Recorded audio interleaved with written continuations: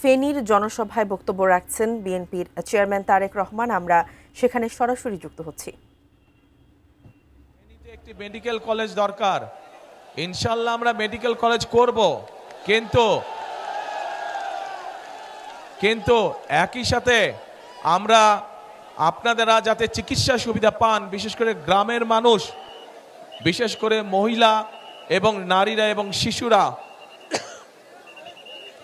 যাতে করে চিকিৎসা সুবিধা পায়, তার জন্য আমরা সারা দেশে গ্রামে গ্রামে হেলথ কেয়ারের আমরা দিতে চাই।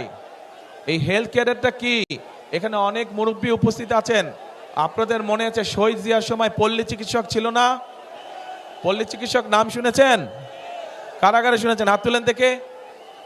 এই তো পল্লী চিকিৎসক, ওই যে পিছন দিকে পল্লী চিকিৎসক নাম শুনেছেন? এই জনসভার পিছন দিকে, এই যে রাস্তার ওখানে সাইডে, আপনারা শুনেছেন পল্লী চিকিৎসক? আচ্ছা, এই পল্লী চিকিৎসকের মতন, ধন্যবাদ, হাত নামান। এই পল্লী চিকিৎসকের মতন আমরা হেলথ কেয়ারে দিতে চাই, যাদের কাজ হবে ঘরে ঘরে মা বোনদের কাছে স্বাস্থ্য সেবা যাতে পৌঁছে দিতে পারে, যাতে করে ছোটখাটো অসুখ বিসুখের চিকিৎসা এই হেলথ কেয়ারের মা বোন এবং শিশুদেরকে ঘরে ঘরে গিয়ে সেবা দিবে। তাদেরকে কষ্ট করে আসতে হবে না হাসপাতালে, যদি বড় কোনো, আল্লাহ না করুক, বড় কোনো অসুখ বিসুখ না হয়। এরপর আমরা আরেকটি কর্মসূচি পালন করতে চাই। প্রিয় ভাই বোনেরা, আপনাদের মনে আছে এই 1 বছর, সোয়া বছর আগে হঠাৎ করে একটা বন্যা আসলো, ফেনী নদীর পানি দিয়ে আসলো না? আপনারা বহু মানুষের, এই ফেনী, লক্ষ্মীপুর, তারপরে নোয়াখালীর বহু অঞ্চল, বহু মানুষের ঘর বাড়ি নষ্ট হয়ে গেল, জমির ফসল নষ্ট হয়ে গেল, গবাদি পশু, হাঁস মুরগি নষ্ট হয়ে গেল, হয়েছে না? আমরা সারা দেশে খাল খনন শুরু করতে চাই। খাল খনন করবেন আপনারা? কি ভাই, পিছনে যারা আছেন খাল খনন করবেন?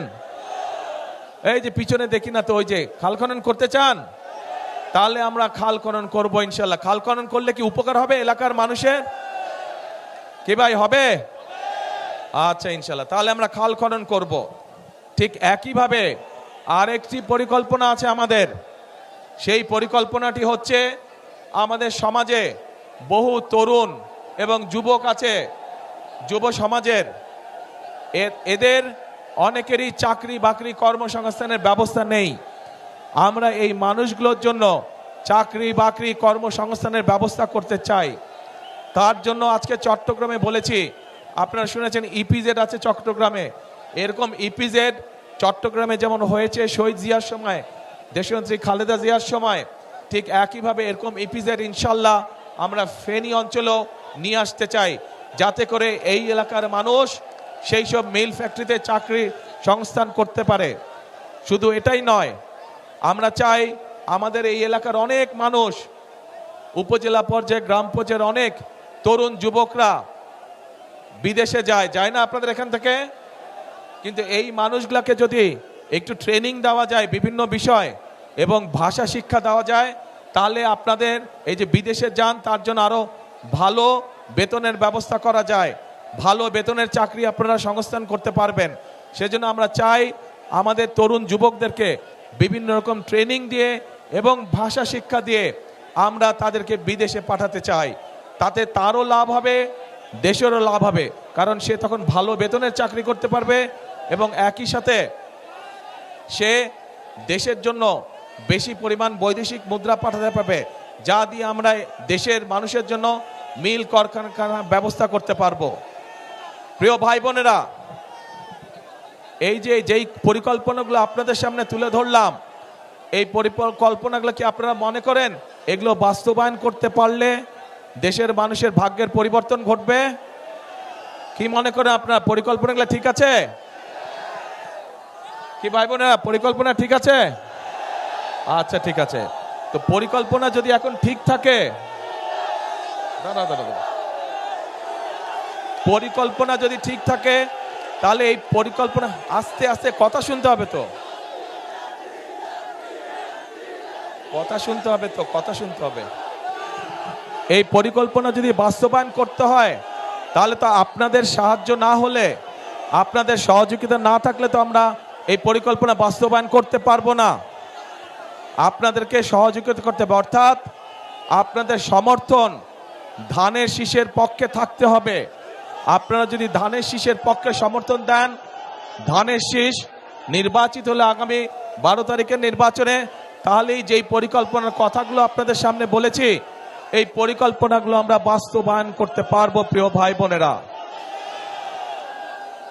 আপনারা দেখেছেন সারা দেশের মানুষ সাক্ষী আছে কিভাবে গত 15 বছর মানুষের কথা বলার অধিকারকে দাবিয়ে রাখা হয়েছিল, কিভাবে মানুষের ভোটের অধিকারকে দাবিয়ে রাখা হয়েছিল।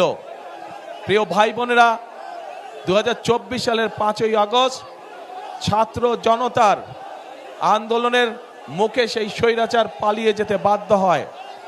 আজ একটি পরিবর্তনের সময় এসেছে। আজকেই সবার মধ্যে দাঁড়িয়ে আমি হয়তো আপনাদের সামনে আমাদের অন্য রাজনৈতিক প্রতিপক্ষ যারা আছে সেই প্রতিপক্ষদের সম্পর্কে হয়তো অনেক কথা বলতে পারতাম, কিন্তু সেই প্রতিপক্ষদের সম্পর্কে যদি আমি কথা বলি, তাতে জনগণের কি কোনো লাভ হবে? জনগণের কোনো লাভ হবে না। জনগণের লাভ তখনই হবে যখন আমরা পরিকল্পিতভাবে খাল খনন করতে পারবো। জনগণের লাভ হবে যখন আমরা পরিকল্পিতভাবে আপনাদেরকে স্বাস্থ্য সেবা দিতে পারবো। জনগণের লাভ হবে যখন আমরা আমাদের তরুণ যুবক তরুণদের জন্য, মা বোনদের জন্য আমরা কর্মসংস্থানের ব্যবস্থা করতে পারবো। জনগণের লাভ হবে যখন আমরা আপনাদের জন্য রাস্তাঘাট, ব্যবসা বাণিজ্য অর্থাৎ আইন শৃঙ্খলা সঠিক রাখতে পারবো। তখনই জনগণের লাভ হবে। রাজনৈতিক প্রতিপক্ষ সম্পর্কে অনেক কথা বলা যায়, কিন্তু তাতে জনগণের লাভ কোনোই হবে না। প্রিয় ভাই বোনেরা, আসুন 5ই আগস্টের পরে দেশের মানুষ পরিবর্তন চায়। যেই পরিবর্তনের ফলে দেশের মানুষের সমস্যা ধীরে ধীরে কমে আসবে। সেজন্যই আমাদেরকে পরিশ্রম করতে হবে, আমাদেরকে কাজ করতে হবে, আমাদের কৃষকদের ফসলের উৎপাদন বৃদ্ধি করতে হবে, আমাদের মা বোনদেরকে অর্থনৈতিকভাবে স্বাবলম্বী করতে হবে, আমাদের তরুণদের, যুবকদের কর্মসংস্থানের ব্যবস্থা করতে হবে। আমাদের মানুষরা, দেশের মানুষ যাতে নিরাপদে রাস্তাঘাটে চলাচল করতে পারে, নিরাপদে ব্যবসা বাণিজ্য করতে পারে, নিরাপদে চাকরি বাকরি করতে পারে, সেই জন্য আইন শৃঙ্খলা ব্যবস্থাকে কঠোর হস্তে নিয়ন্ত্রণ করতে হবে। আমাদেরকে জনগণের তখনই ভাগ্যের পরিবর্তন হবে। আমরা দেখেছি বিগত স্বৈরাচারের সময় কিভাবে এই দেশের জনগণের সম্পদ লুটপাট করে বিদেশে পাচার করে দেওয়া হয়েছিল।